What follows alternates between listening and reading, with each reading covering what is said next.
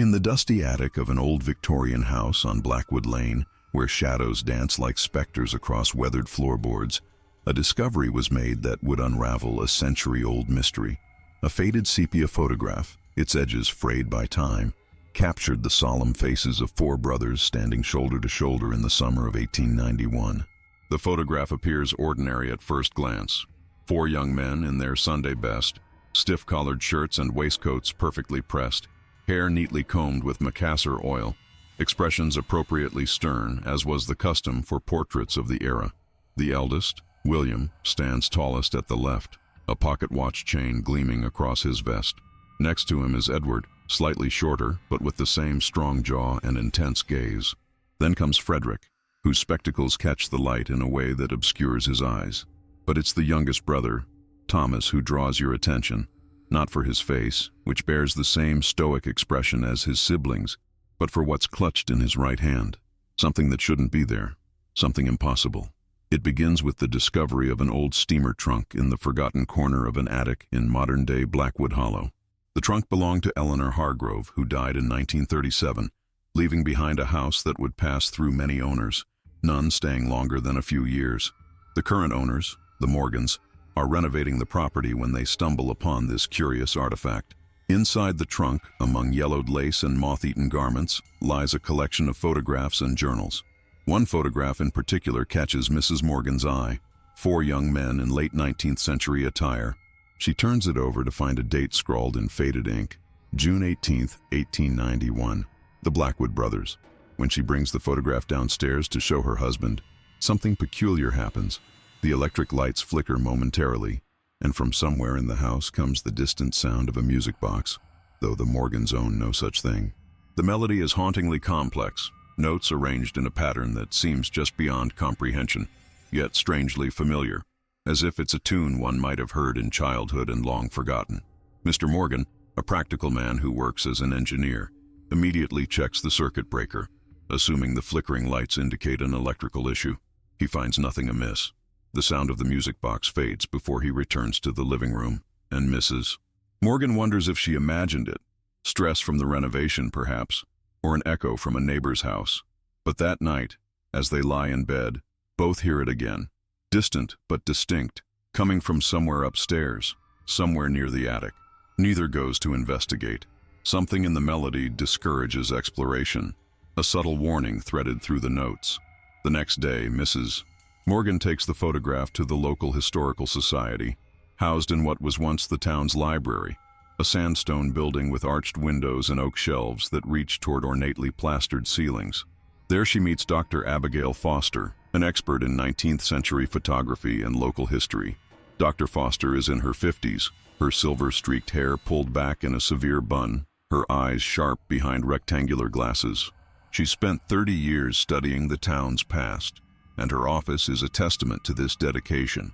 Walls lined with photographs, maps, and newspaper clippings, filing cabinets overflowing with documents, a desk buried beneath stacks of research materials.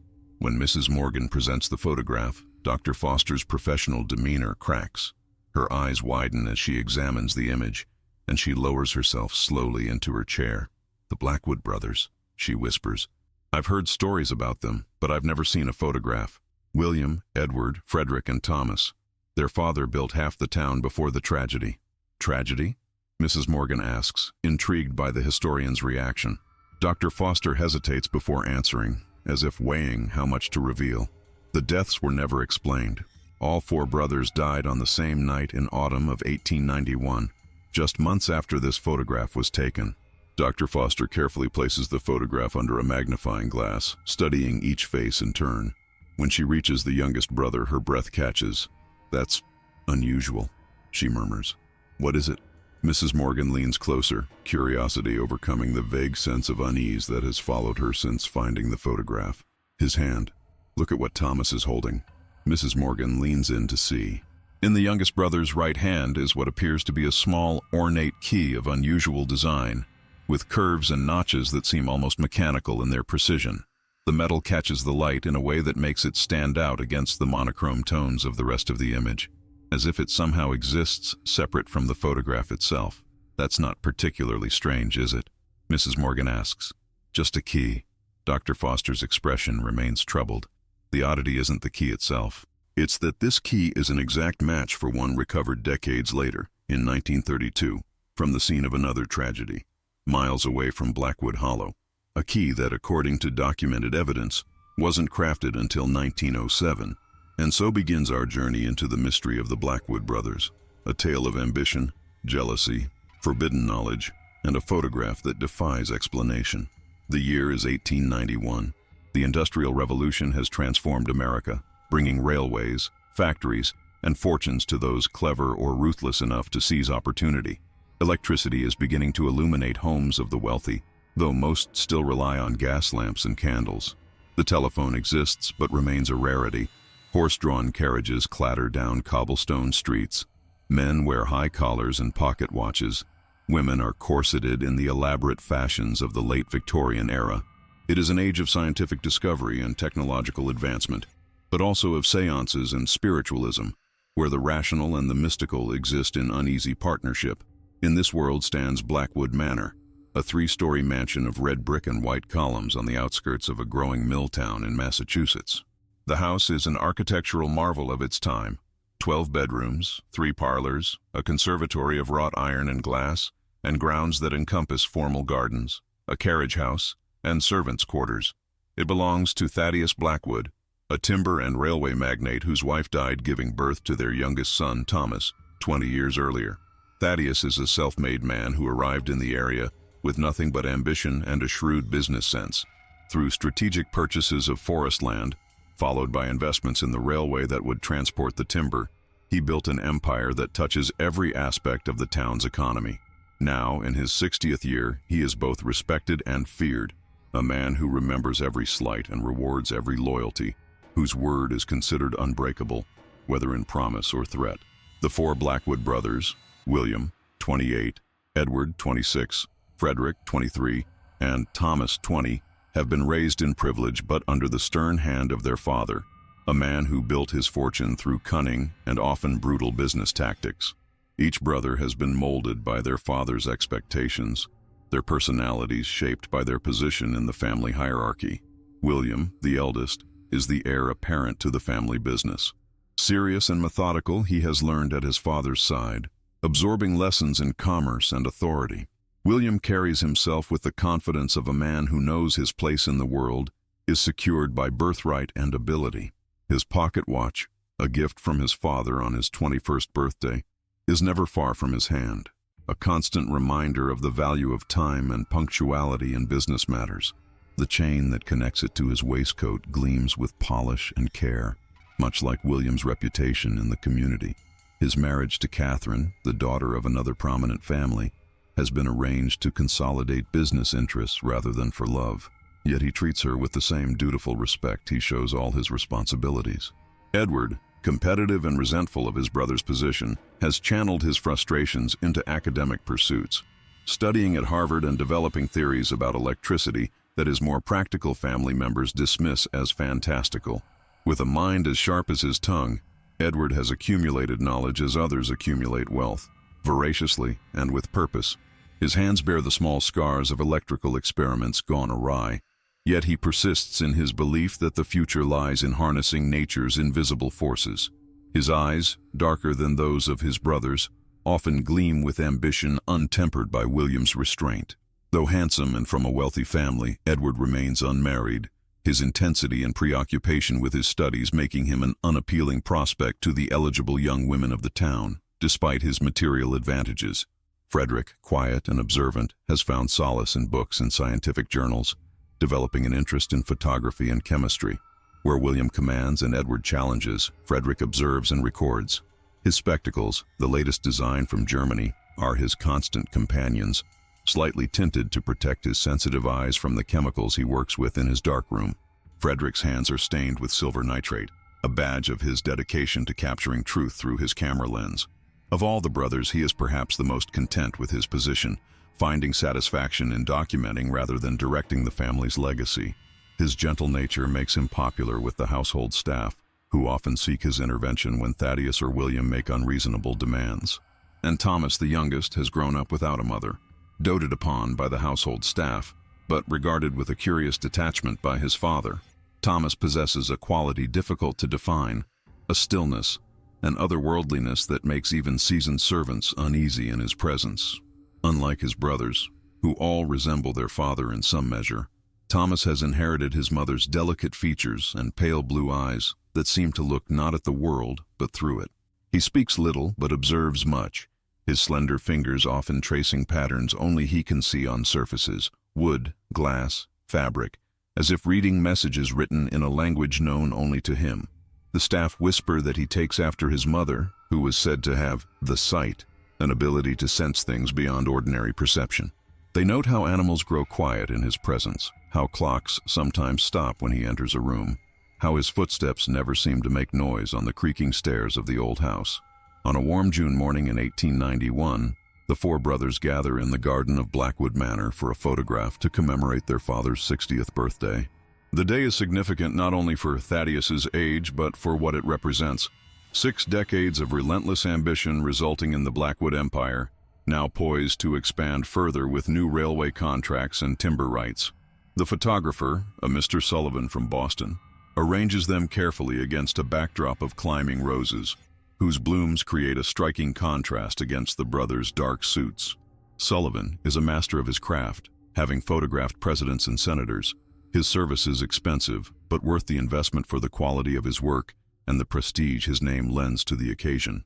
He fusses over the composition, adjusting William's lapel, turning Frederick's head slightly to minimize the glare on his spectacles, positioning Edward's hands to display his Harvard-class ring prominently. "Stand still now, gentlemen," Sullivan instructs from beneath his black cloth. "This exposure will take several seconds. No movement, please." The brothers assume their positions, William at the left, then Edward, Frederick, and Thomas at the right. Just before the flash powder ignites, Thomas slips his right hand into his pocket and withdraws something small that glints in the sunlight. The movement is quick but deliberate, as if timed precisely to ensure the object will be captured in the photograph. "What's that you're holding, Thomas?" Frederick whispers, noticing the movement. "Just a good luck charm," Thomas replies with an enigmatic smile that does not reach his eyes. The flash powder explodes in a burst of blinding light, and the moment is captured. 4 brothers frozen in time, with the youngest holding something that will later defy explanation. That evening, as the family and their guests celebrate Thaddeus Blackwood's birthday with a lavish dinner, strange incidents begin to occur. The crystal chandelier in the dining room sways without a breeze. Candles flicker and die simultaneously. The temperature in the grand dining hall drops so precipitously that ladies reach for their shawls and gentlemen comment on the unseasonable chill. The string quartet hired for the occasion finds their instruments suddenly out of tune, the violinist complaining that his strings feel as if they've been replaced with wire. And Thomas, usually quiet during family gatherings, speaks with unusual animation about dreams and possibilities. "I've seen it, Father," he says, eyes bright with excitement as he interrupts a conversation about railroad investments. "I've seen what lies beyond." Thaddeus dismisses his youngest son's comments as youthful nonsense, but Edward watches his brother with narrowed eyes, noting how Thomas's fingers constantly touch something in his waistcoat pocket. The movement is subtle but deliberate, like a man reassuring himself that a precious object remains in his possession. The guests attribute the strange occurrences to the unseasonable weather, to drafts in the old house, to nerves frayed by too much rich food and wine. But the servants exchange glances, and the oldest among them, Mrs. Winters, who has been with the family since before Thomas's birth, makes the sign against evil when she thinks no one is watching. Later that night, after the guests have departed and the household has settled into silence, Edward confronts Thomas in the library. The room smells of leather bindings and beeswax polish, the shelves filled with volumes on commerce, law, and the occasional classical text deemed suitable for gentlemen. A single gas lamp illuminates the space, casting long shadows across the oriental carpet. Edward has been waiting, nursing a brandy and his suspicions. When Thomas enters, seeking a book to read before bed, Edward rises to block his path. "Show me what you were holding in the photograph," Edward demands, his voice low but intense. Thomas hesitates, then slowly withdraws a key unlike any Edward has seen before, made of brass but with peculiar grooves, and an unusually complex bit at the end. In the gaslight, the metal seems to absorb rather than reflect the illumination. as if the key exists slightly out of alignment with the world around it. The notches and curves appear to shift subtly as Edward stares, suggesting geometries that his educated mind cannot quite grasp. "Where did you get this?" Edward asks, reaching for it, his scientific curiosity overwhelming his usual caution. Thomas pulls it back with a swiftness that suggests protective instinct rather than deliberate discourtesy. "It came to me," he says softly, "in a dream. But it's real, Edward." And it opens a door. "What door?" Edward steps closer, his scientific curiosity piqued. In his mind, he's already forming theories. Perhaps the key is magnetized in some novel way. Perhaps it utilizes principles of electricity he has yet to master. Thomas smiles cryptically. Not all doors are made of wood. From this enigmatic exchange spirals a tale of escalating tension between the brothers. Edward, whose scientific ambitions have been belittled by his father, becomes obsessed with Thomas's key, convinced it represents some technological breakthrough that could elevate him above William in their father's esteem. His experiments with electricity take on a frantic quality as he tries to replicate whatever properties he believes the key possesses. He stays up nights reading obscure scientific journals, corresponding with researchers in Europe, ordering strange equipment that arrives in crates marked with foreign stamps. William, ever practical and concerned with appearances, worries that Thomas's increasingly strange behavior will embarrass the family and damage their business relationships. He observes how his youngest brother spends hours staring at doors, not just the doors of the house, but any door, as if seeing something within the wood and metal that others cannot perceive. At dinner parties, Thomas speaks of thresholds and passages, until guests shift uncomfortably in their seats.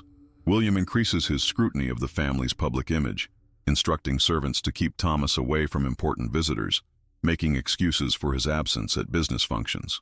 Frederick, caught between his brother's conflicting agendas, begins documenting everything in his journal, including detailed sketches of the key Thomas refuses to relinquish.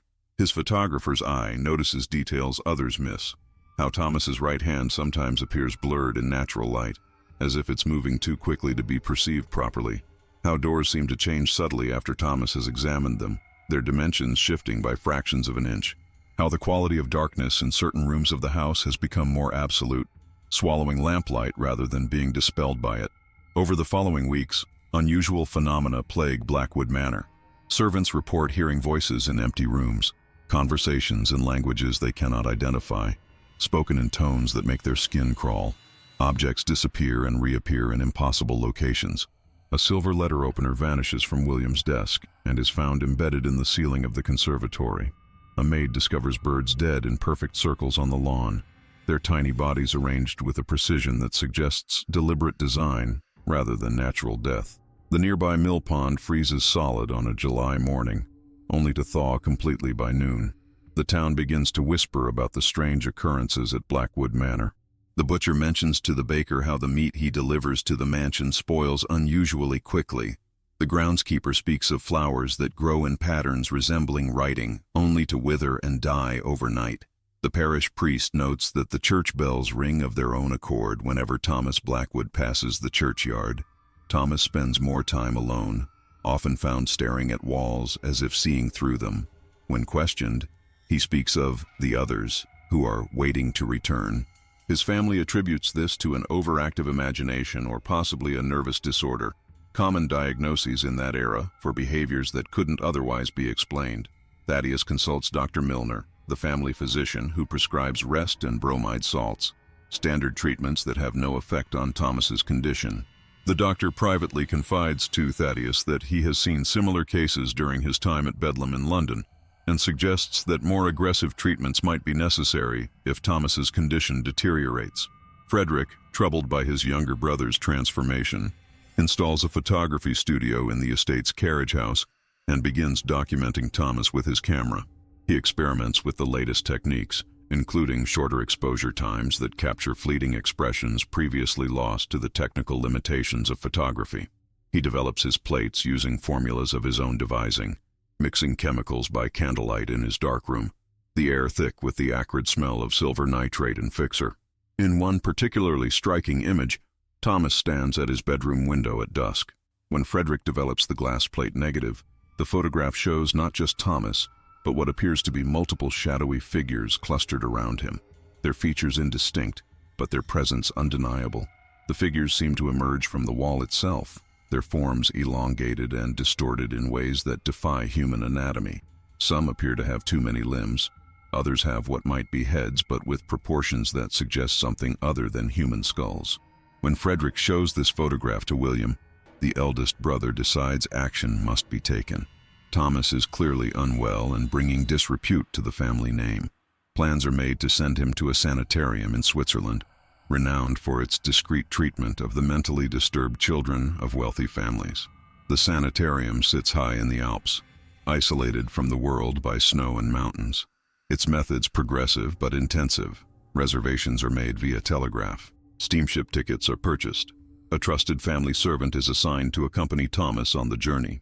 Thaddeus, though reluctant to acknowledge any flaw in the Blackwood lineage, agrees that Thomas's removal is necessary for the family's continued social and economic advancement. Edward, however, has other ideas.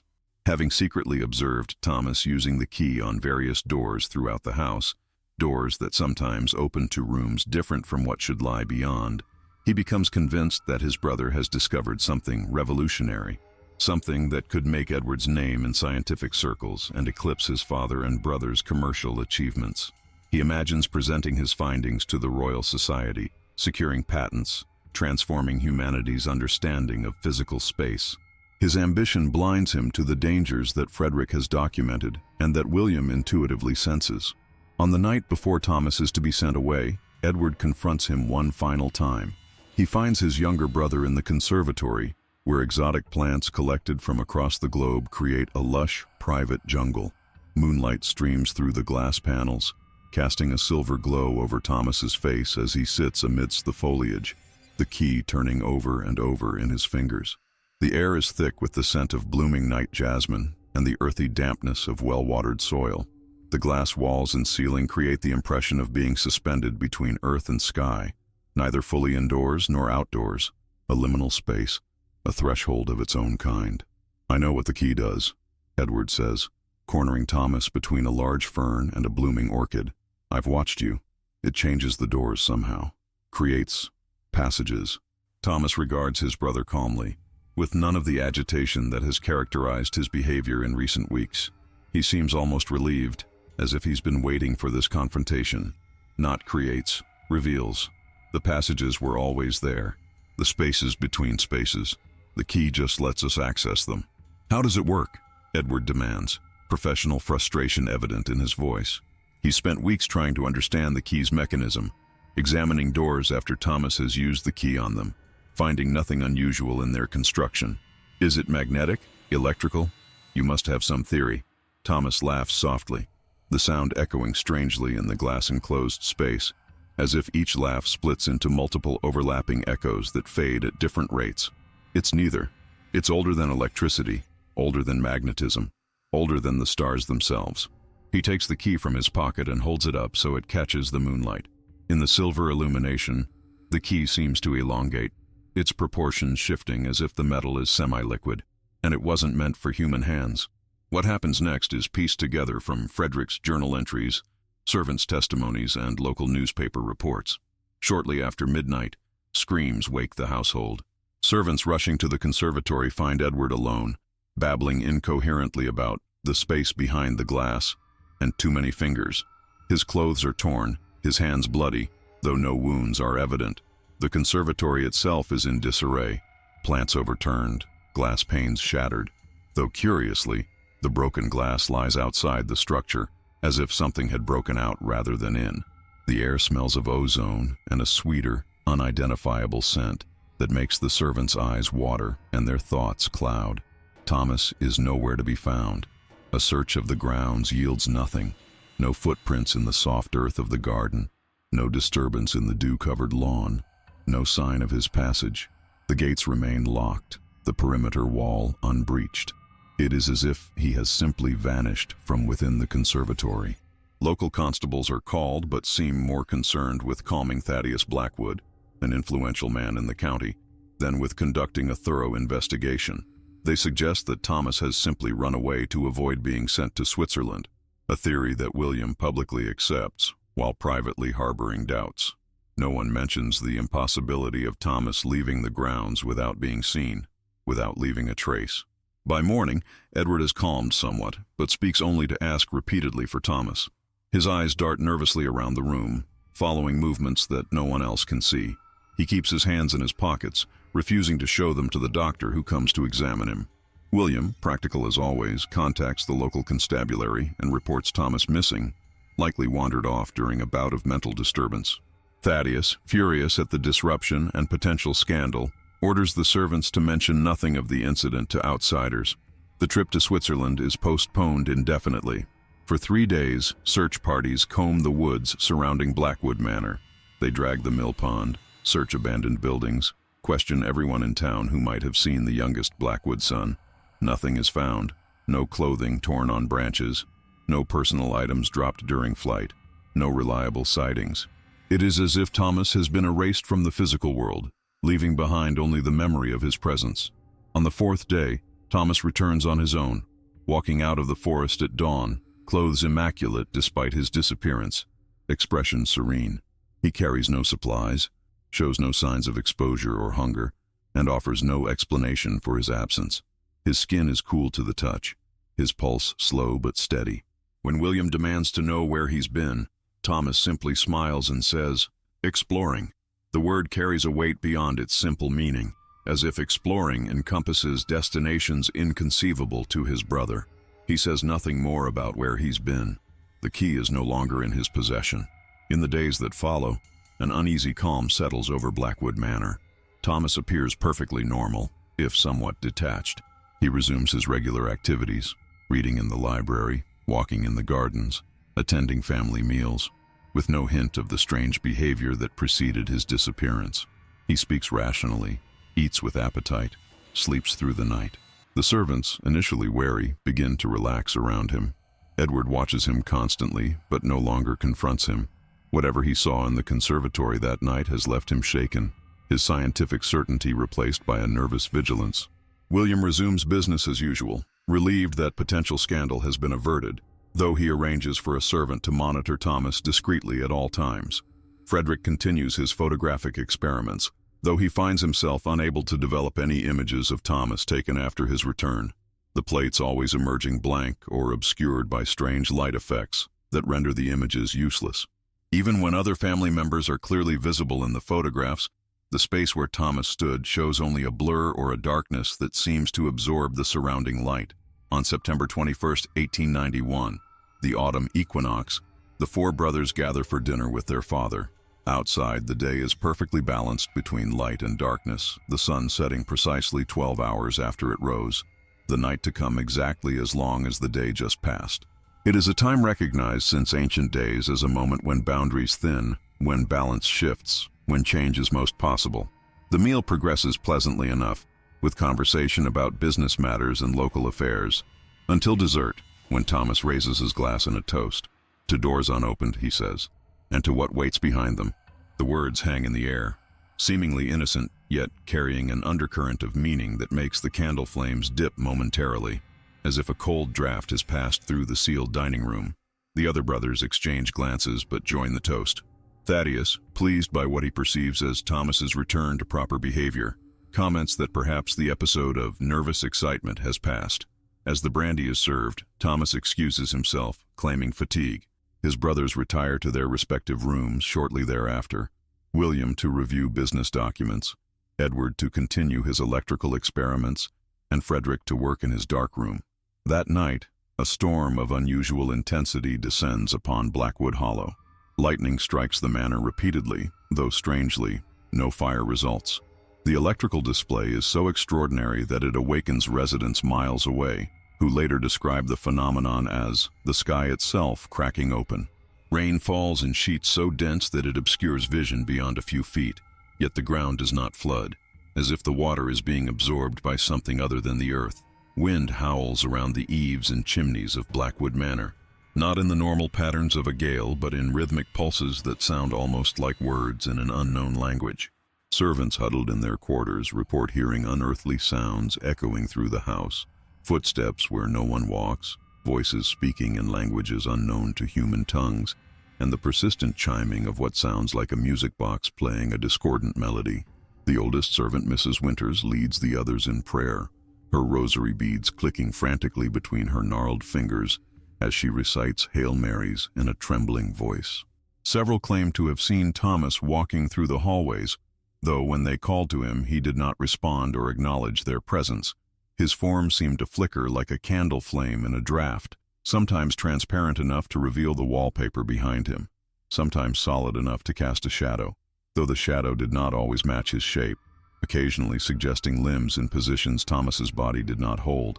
By morning, all 4 Blackwood brothers are dead. William is found in his bedroom, expression frozen in terror, eyes fixed on the ceiling where inexplicable markings have been gouged into the plaster, circular symbols and angular script that no linguist or scholar will ever successfully decipher. His pocket watch lies shattered beside him, the hands melted into the casing as if subjected to immense heat, though his body and the surrounding room show no signs of fire. The sheets are dry despite the open window that allowed rain to blow in all night, as if the water refused to touch the bed or its occupant. Edward lies in the library, surrounded by books open to pages about parallel dimensions and non-Euclidean geometry, texts that, when later examined, contain no such information in their actual printed content. His electrical equipment is arranged in a precise circle around him, each piece connected to the next with copper wire that forms a pattern similar to the markings found in William's room. His eyes have been removed with surgical precision, yet no blood stains the empty sockets. The wall behind his desk has been covered in equations written in what proves to be Edward's own blood, mathematical formulations that professors from Harvard later declare impossible and maddening in their implications for the nature of reality. Frederick's body is discovered in his dark room, chemicals untouched, holding his camera as if preparing to capture one final image. The camera's glass plate, when developed by investigators, shows nothing but darkness, except for what appears to be a door standing open in an empty field, a silhouette visible in the doorway that matches no human proportion. The silhouette appears to be turning toward the camera, though details of its form are mercifully obscured by the limitations of the photographic process. Frederick's journal lies open beside him, the final entry a rushed scrawl. "They're coming through. God help us, they're coming through." And Thomas, youngest of the brothers, is seated in the conservatory, a peaceful smile on his face, right hand extended as if offering something to an unseen recipient. The key is not found. Around him, every plant has withered and died, their vital essence seemingly extracted overnight, leaving only gray husks where lush greenery had been. On the glass walls of the conservatory, condensation has formed in patterns identical to those found in William's room and in Edward's copper wire arrangement. When investigators attempt to transcribe these markings, they discover their pencils break, their pens run dry, and attempts to photograph the patterns result in ruined equipment. Thaddeus Blackwood, having lost all 4 sons in a single night, suffers a stroke that leaves him paralyzed and unable to speak. His face, once commanding and confident, now droops on one side, his eyes alone expressing the horror of what has befallen his family. The official investigation concludes that the brothers died of asphyxiation from a gas leak, exacerbated by the strange atmospheric conditions of the storm. The markings in William's room are attributed to water damage that must have existed previously but gone unnoticed. Edward's missing eyes are explained as the result of rodent activity after death, despite the surgical precision of the removal. Frederick's photograph is dismissed as a chemical accident. Thomas's withered plants are blamed on a sudden blight. Each inexplicable element is given a rational explanation, however inadequate, because the alternative is too terrible to contemplate. Explanations are provided, papers are signed, bodies are buried in the family plot. The scandal is contained, the mystery officially resolved. Blackwood Manor is closed up, the servants dismissed with generous severance. Thaddeus is moved to a private facility where he will live for 2 more years, unable to communicate except through blinks, 1 for yes, 2 for no, and is reported by his nurses to be in a constant state of terror, his eyes fixed on the ceiling above his bed. Some nights he manages to raise his one functioning hand, pointing at something no one else can see, his mouth working silently as if trying to warn of approaching danger. The photograph taken on that June day becomes part of the estate, eventually passing to distant relatives after Thaddeus dies in 1893. The image and its story fade into obscurity, just one more tragic footnote in local history. Until now, back in the present, Dr. Foster continues her investigation of the photograph. Using modern technology, she enhances the image to get a clearer view of the key in Thomas's hand. The result is startling. The key's design is indeed identical to one documented in 1932, when it was found clutched in the hand of a dead man in an abandoned subway tunnel in Boston. That man was identified as Oliver Blackwood, great-nephew of Thomas Blackwood, though he was born 15 years after Thomas's death. The police report from 1932 describes how Oliver was found by maintenance workers, his body unmarked except for his right hand, which appeared severely frostbitten despite the tunnel's ambient temperature. Clutched in this blackened hand was a brass key of unusual design. When a police officer attempted to take the key as evidence, it reportedly felt burning cold and caused immediate numbness in his fingers. The key was logged into evidence but disappeared from the police station that night, along with all photographs taken of it. The case remained unsolved. Dr. Foster's research leads her to an archived collection of Frederick Blackwood's photographs and journals at Miskatonic University. Many of the journals are water-damaged or partially burned, but fragments remain legible. One entry dated September 20th, 1891, the day before the brothers' deaths, reads, "T speaks of doors between worlds. E believes it scientific nonsense. Yet I have seen with my own eyes what the key can do. Last night T took me to the cellar door, a simple wooden door that has always opened onto stone steps leading to our root cellar. He inserted his strange key, turned it with a motion that seemed to bend in ways a human hand should not bend, and when the door opened, I cannot describe what I saw, not because I lack the words, but because I fear writing them would somehow make that place accessible through these very pages. What I can say is this: the space beyond was vast, beyond comprehension, filled with structures that defied physical laws and inhabited by entities. T called them the custodians. They want something from our world. T has agreed to provide it." Another entry from 2 weeks earlier describes Frederick's attempt to photograph Thomas using the key. "The plate shows nothing of what I witnessed. Where the key should be visible in T's hand, there is only a blur, as if the object refuses to be captured by my camera. Yet when I look at T directly, the key is clearly there, brass-colored but unlike any metal I have encountered.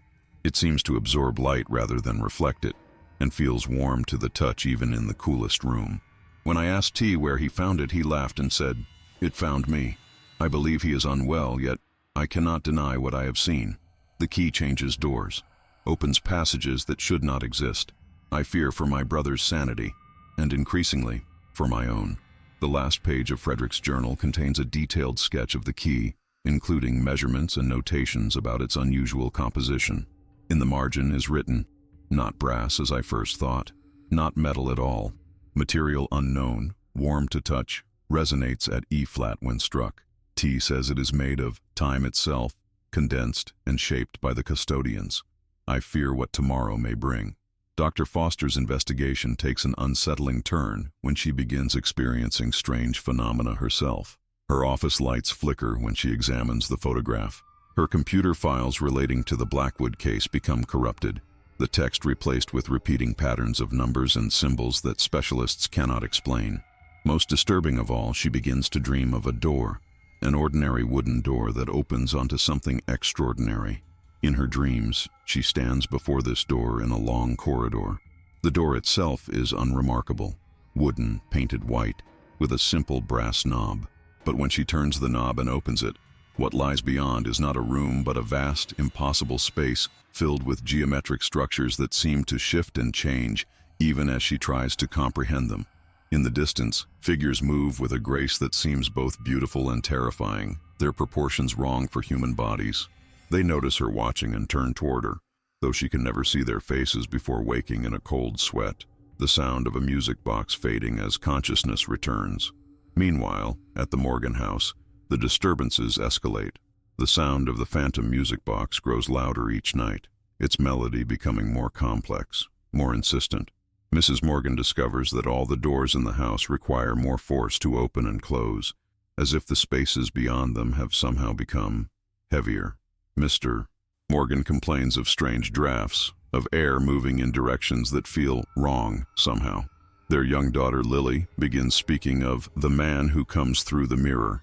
a young man in old-fashioned clothes who tells her stories about the spaces between spaces.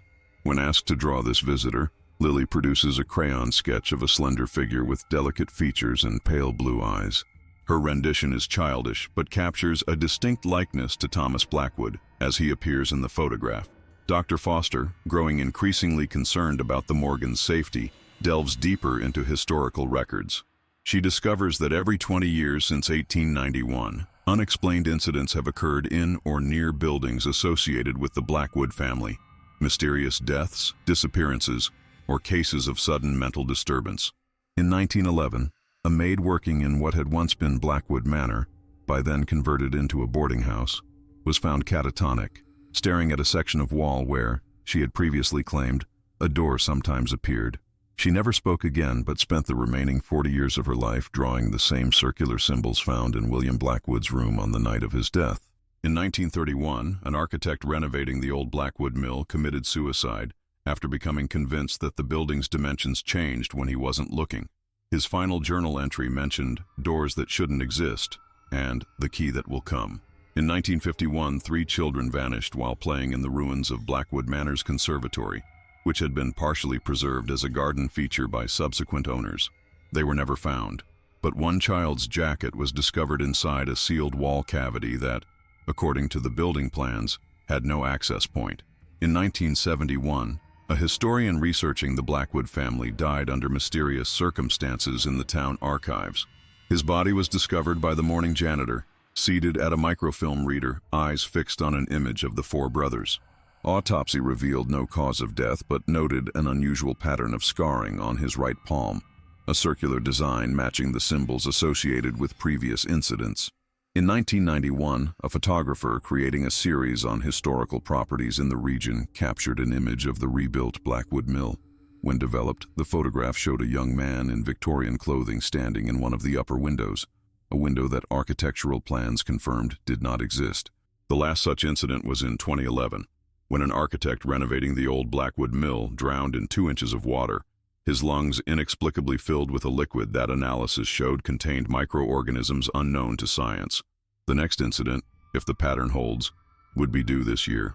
Armed with this knowledge, Dr. Foster returns to the Morgan house to warn them. She arrives to find the front door standing open, though it's the middle of winter and snow is falling heavily. Inside, the house is unnaturally cold. She calls for the Morgans but receives no answer. Moving from room to room, she finds no sign of the family until she reaches the attic, the place where the photograph was first discovered. There, she finds young Lily sitting cross-legged on the floor, staring at the wall. But there's something wrong with the child's proportions. Her limbs seem too long, her movements too fluid, as she turns to greet the historian. "They've gone through," Lily says, her voice overlaid with another deeper voice that speaks in perfect unison with hers. "They've all gone through to see what Thomas found." Dr. Foster steps back, heart pounding. "Where's the photograph?" she demands. "The one with the 4 brothers." Lily's face splits in a smile too wide for her small features. "It's not about the photograph, Dr. Foster. It's about the key. It's always been about the key." She extends her hand, and there it is. The brass key with its impossible design, identical to the one Thomas Blackwood held in 1891. "Would you like to see?" Lily asks, rising to her feet in a movement too smooth, too controlled for a child. "Would you like to see what lies behind the doors?" Dr. Foster finds herself unable to move as Lily approaches the bare attic wall and presses the key against it. There is no keyhole, no door, just plaster and wallpaper. Yet somehow, impossibly, the key slides into the solid wall. Lily turns it, and a line appears in the plaster, widening to create the outline of a door where no door existed before. "The custodians are waiting," Lily says, pushing the newly formed door open to reveal not the expected rafters and insulation, but a vast, impossible space filled with geometric structures that seem to shift and change even as Dr. Foster struggles to comprehend them. They've been patient for so long, but now the cycle is complete, and the way is open again. From this impossible space comes a sound, the delicate chiming of a music box, playing a melody that makes Dr. Foster's teeth ache and her vision blur. Shapes move in the distance, approaching the doorway. Shapes that seem human at first glance but reveal themselves as something else entirely when viewed directly. Their proportions are wrong, their movements too fluid, their limbs bending at angles that human anatomy should not permit. In a moment of clarity, Dr. Foster understands what happened to the Blackwood brothers, what Thomas discovered, what Edward coveted, what Frederick documented, what William feared. The key doesn't just open doors between physical spaces, it opens passages between dimensions, allowing entities from elsewhere to enter our world. And every 20 years, those entities require something from our reality to maintain these passages, something only the human mind can provide. The custodians don't want our resources or our bodies. They want our perception, our ability to observe and interpret reality in ways their consciousness cannot. They feed on the unique way human minds process information, the way we construct meaning from chaos, the way we perceive time as linear when it is anything but. Dr. Foster turns to flee, but the attic door has vanished.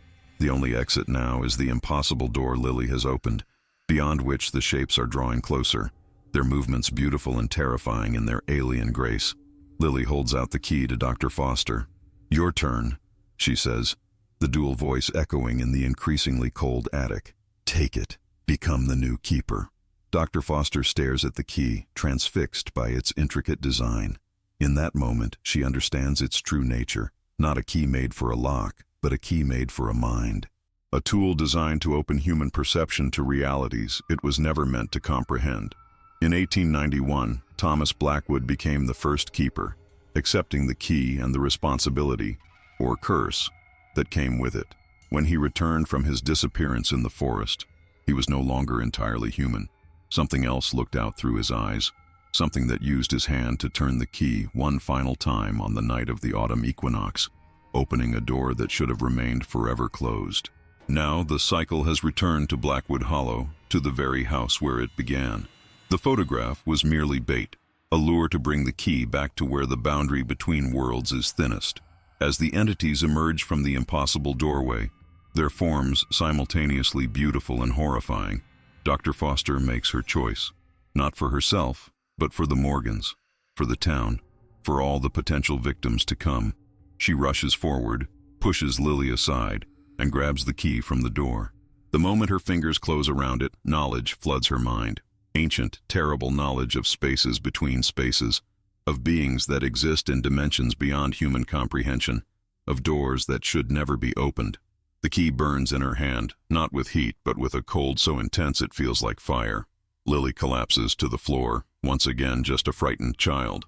The attic door reappears on the opposite wall, offering escape. With the last of her human will, Dr. Foster slams the impossible door shut. The door vanishes, leaving only blank wall, but Dr. Foster knows it isn't gone, merely hidden, waiting for the next turning of the key. The Morgan family is found minutes later, huddled in the basement with no memory of how they got there. They remember only a young man in old-fashioned clothes who told them to wait there until it was safe, who promised that someone would come to help them. In the days that follow, Dr. Foster destroys Frederick's journals and all of her research on the Blackwood case. She returns the photograph to the Historical Society archives, carefully labeled and sealed away. The key she keeps with her always, though she never uses it. At night, she dreams of doors, ordinary doors that open onto extraordinary horrors. She wakes with the taste of brass in her mouth and the sensation of too many fingers on her right hand, though when she looks, there are only the usual 5. The Morgans sell the house and move away. The new owners report no disturbances. Blackwood Hollow returns to its quiet routine. But in a small apartment across town, Dr. Foster sits at her desk each night, writing furiously in a journal of her own. The key lies beside her, occasionally twitching as if alive. She knows she cannot destroy it. She has tried, only to find it back in her possession, unharmed. She cannot use it, but she can record what she knows, create a warning for whoever comes after her, because she has learned the truth that Thomas Blackwood discovered in 1891. The key is not the true artifact of power. It is merely a symbol, a focus for something that exists within the human mind.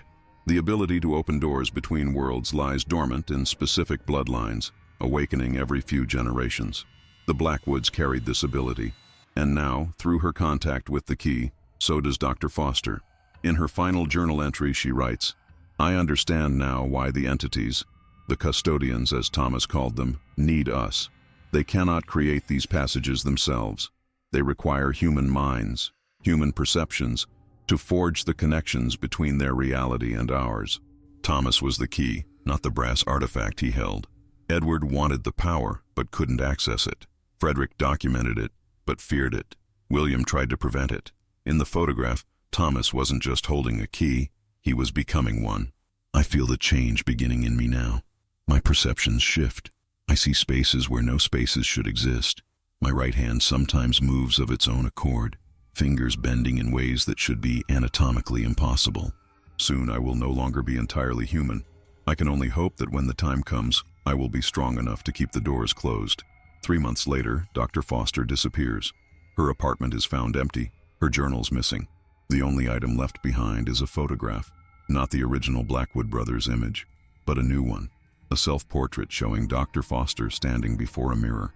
In the reflection, her right hand appears distorted, elongated, with what seems to be additional joints in the fingers, and clutched between those impossible fingers is a key of unusual design.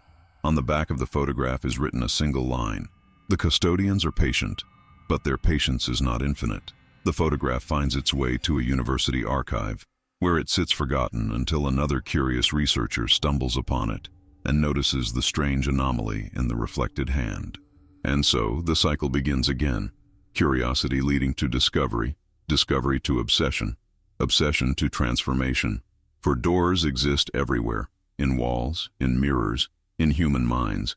Some lead to ordinary places, others lead to spaces between spaces, where entities wait for someone to turn the key. Look carefully at old photographs. Study the hands, especially. You never know what might be clutched between the fingers, or how many fingers there might really be. And if you find a brass key of unusual design, with curves and notches that seem to shift when viewed from different angles, leave it where it lies. Some doors are meant to remain forever locked, some thresholds never crossed, because once opened, such doors are nearly impossible to close again. The Blackwood brothers learned this truth in 1891, captured forever in a photograph where the youngest holds the key to their doom. 4 brothers posed together in their Sunday best, immortalized in sepia tones, until you look at the youngest one's hand and see what should not, could not exist. A key from the future, a key to spaces between spaces, a key that transforms its bearer into something no longer entirely human.